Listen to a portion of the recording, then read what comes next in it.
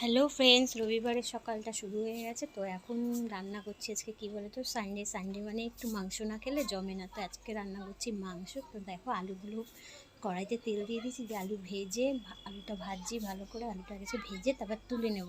তারপরে দেখুন পেঁয়াজ আদা রসুন সব কেটে রেখেছি, আর আলুটাও ভাজা করছি। তো আলুটা ভাজা হয়ে গেছে, তুলে নিচ্ছি।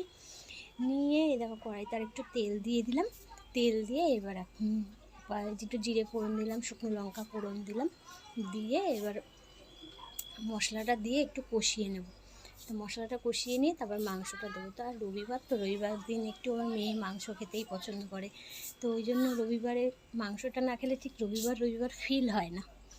তো ওই জন্য একটু নিয়েই আসলাম মাংস। তো আগের ভিডিওটা বলেছি যে রবিবারে মাংস, শনিবার দিনই মাংসটা এনে রেখেছিলাম। তো ওইটাই রান্না করছি এখন। আর তোমাদের দাদাভাইও আসবে রাতে। তো ওই জন্য দেখো মাংস আমার প্রায় কষানো কমপ্লিট হয়ে গেছে। এবার আলুটা দিয়ে দিলাম, দিয়ে একটু কষিয়ে এবার জল দিয়ে দিচ্ছি। তো দেখো জলটা দেওয়া হয়ে গেছে, এবার একটু ফুটুক, তারপর একটু ঢাকা দিয়ে দিই। ফুটুক, আর গ্যাসটাকে একটু লো করে দিলাম। দেখো হয়েই গেছে, বেশি একটা রিচ করে নিই, হালকা করেই করেছি যেহেতু খুব গরম। তো একটু গরম মশলা দিয়ে নামিয়ে নিয়েছি। আর এই দেখো পুরো রেডি আমার মাংসটা। কেমন হয়েছে অবশ্যই একটু কমেন্টে জানিও। আর ভিডিওটা ভালো লাগলে লাইক কমেন্ট শেয়ার করে দিও। টাটা।